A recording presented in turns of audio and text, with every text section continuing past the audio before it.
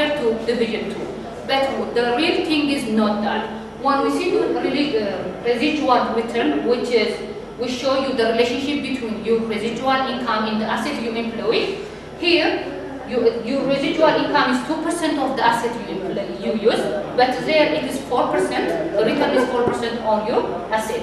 So it's gonna mislead you whenever you are making decision based on residual income rather than residual return. So this is the second disadvantage. This is just an absolute number. It's gonna tell you the profit is much more than that one.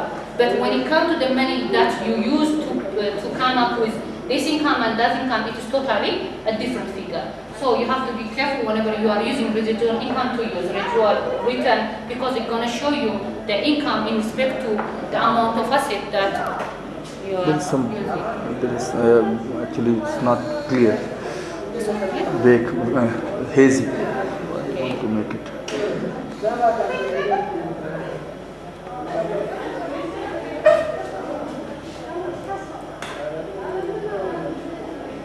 Now it's good. Now it's good.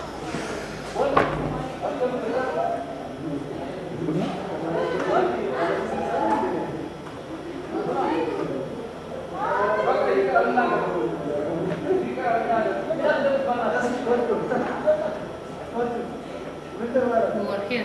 Yeah. Is that clear? Now. No? Now it's clear. It's clear? Okay. So you have to be careful whenever you are using residual income in measuring the performance of an investment center, because it's just a big figure. So you have to use residual return in place of residual income. So the third measure of an investment center is economically value added.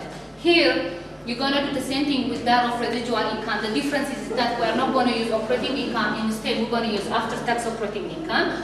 And what we subtract is here the capital that we employed in producing that amount of return to us rather than the whole operating expense. So, after tax operating income minus weighted average cost of capital times total capital employed, going to give us the cost of capital that we use in order to come up with this income. So to see with an example, let's assume that if XYZ company uses 3 types of capitals, bond and common stock. So the total source of capital we have is 15 millions. We have their percentages. After tax cost of capital is already given. So the weighted average cost of capital of the 3 capitals are 0.089. When we multiply that with that of the capital we employed, which is 15 millions, we're gonna get the cost of capital that we use is $1,476 per. So when it comes to the way we calculate our economic value added, after tax profit is $1,583, and the weighted average cost of capital, which we calculated at the back, is that much.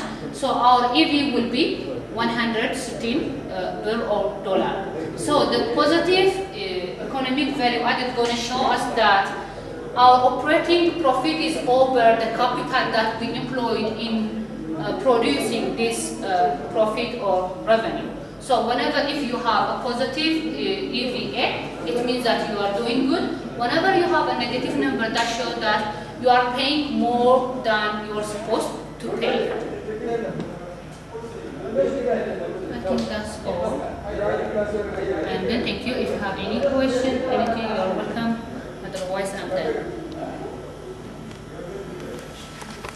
Any questions from the audience side? Everything is clear? Okay, thank you. Thank you very much.